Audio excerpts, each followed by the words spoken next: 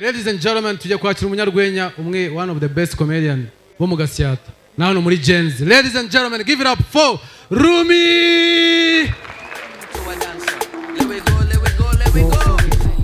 What's up? DJ, cut the fucking music.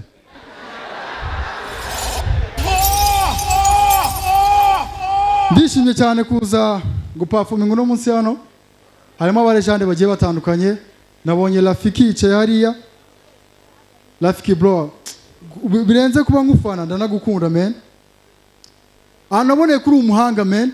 Ni kuri Indirimbo wasohoye ivuga ngo yirekeremo coga star isubizemo coga star. Oya, nje Indirimbo niziza n'umuhanga bwa. Ago nje nibajije ukuntu wayanditse bro. Hano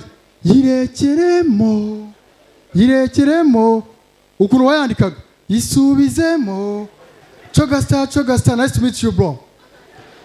Ikindi nishimiye cyane n'ugura na Kenisi ndagufana. Nani ikintu cya mbere ngufanira nuko wisanga muri domero zose. Yari muri football wisangamo. None hano wanyemereje ngataremera kuri umuhanga. Bro ni muri music.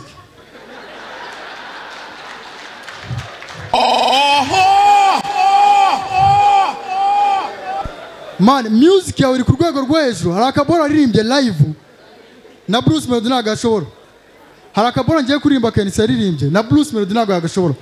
Ndakagerageza karimo toyo hejuru. Sometimes I cry. Ooh, ah, ooh. Bro, kara kabora kararenze ku rwego rwo hejuru. Harani wona sinemera ko nta mukiri ubyina nabi. Umukire aba afite na confidence asikanisa. Ariko waryamiye impano nyinshi cyane. Niba wararirimbye n'abari abana bo muri standard cyane wari kubareka bakaririmba. Nuko uri kubiyore.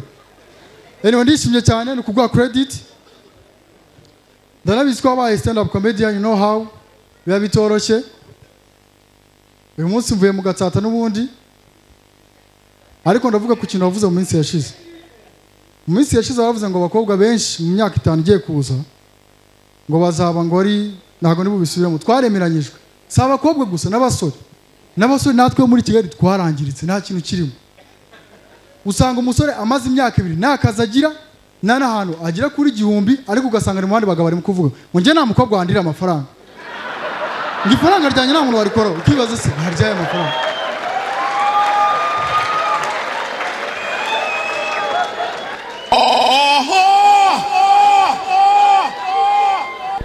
Twarangiritse cyane.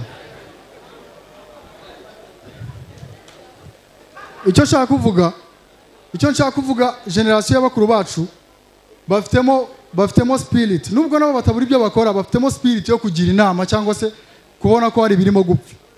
Nje mfite big brother iyo yasinze ajya ngira inama. Urabiza abantu bakuru ba garafure bacu yo basinze. Yanga ko hari ikintu ari bukubwiye niya kotoye ntago bumwemerewe kumusubiza ngo urakotoye. Ajya ngira inama. Ngariko petit frère ngo ndangwa izoga ngo nawe ukanywa inzoga. Ngo agombye kuri murarya ibinyomoro ngo kube akagira kuri apo yo gukotora. Ngo konga ibinyomoro ngo bikomeza amaraso ngo bikayungurura amagufa. None ngashaka kumuburanya ngavuga ni biyungurura amagufa cyangwa birakomeza ngo urabona naza amaraso n'amagufa kubitandukana. Anyway, ni spirit barimo kandi nziza. Akandi ishimye cyane ko ndi hano. Abanyarwenya duhura na challenge nyinshi zigiye zitandukanye. Mu minsi yashize Randiro derambwiye ngo musetse ngo cyangwa nsoke mu gipangu. Hasimeze kuna kwishyuye ngo yangu ugomba kunsetsa. Izo zose ni challenges. Ikindi challenge ikomeye duhura nayo mu minsi yashize nagiye Musanze gukora ikiraka. Man, najyaga mvuga ibibora by'abage ariko nazi ko bibaho. Je najyaga numva ibibora babeshya man. Nagiye gukora ikiraka bari bamaye 300. Ndagenda ndakora nagomba kuzinduka ngaruka hano mu kazi. Noneho ndanamuvuga no mujene witwa Mupenzi w'Umusanze muri ni w'umusore. Ndakora ngeje ngo masasta z'ijoro arambwira ati wowe ntago ushobora gutaha Kigali n'aya mafaranga bashobora no kwambura ngo tujye kurarana. Turatahana turagenda tujya mu buri nasanze hari matora imwe ariko nini murabyumva namwe nabonaga ari umusore turana tugezeyo tubanza tuganira bora za comedy n'ibiki n'ibyo nkora ndamubwira ariko ngiye mupenzi ndazinduka njya mu kazi ihangane njyama ndeba gutya muteye umugongo noneho bigeze nko mu gishuku cyane ijoro numva umuntu ankozeho gutya nako kwa kona nanasinziriye nimagira ko nisinzi ukuntu natekereje ko ari umukobwa twararanye n'ubundi ndamwegera gutya none amwegereye gutya ariko numva bikomeje kuba ibintu bimeze ukuntu nkangutse murani mupenzi nawe se mupenzi bimeze bite kuri murangurura ngarutse gutya arongera arangurura habaho gutangira kumvikana arambwira ati urama cyangwa ndamubwira mupenzi ntago niteguye gutubusugi none hapi mubwiza ko ndamubwira ntago nari mbyiteguye mupenzi yabigize intambara ku rwego namusabye imbabazi meze gutya namubwira ati basi mbabura mbanze ngiye kwitabaza neza arabyanga mbuze umutwe muteka ndamubwira mupenzi nukuri ko Imana ndi mu kibado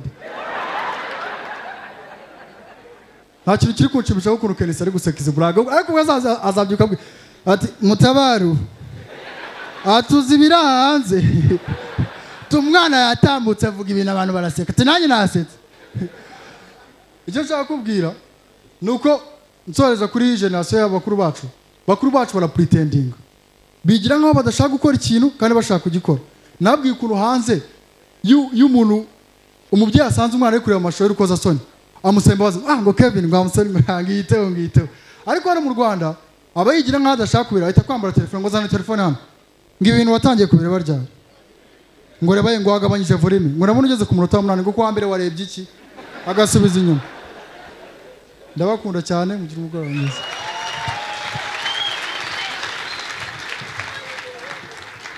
ese waba wibaza ahantu ushobora kugura telefone ya Samsung cyangwa iPhone ya original y'umwimerere ifite warranty Samsung 250 ni igisubizo kuri icyo kibazo tugane ubashe kugura telefone muri zo twavuze reka nkwibutsa kandi kantu ushobora kugura iPhone cyangwa Samsung ukagenda wishyura gahoro mu byiciro si ibyo gusa Samsung 250 tugufite televiziyo za Samsung nziza ndetse na firigo nziza kandi ziri mu ngano zitandukanye nkwibutsa ko nanone ukeneye nka kamera z'umutekano genzi kuko n'ibindi bikoresho byo mu rugo watugana kandi tukabiguha n'ubundi ari original bifite na ya warranty twavuze haraguru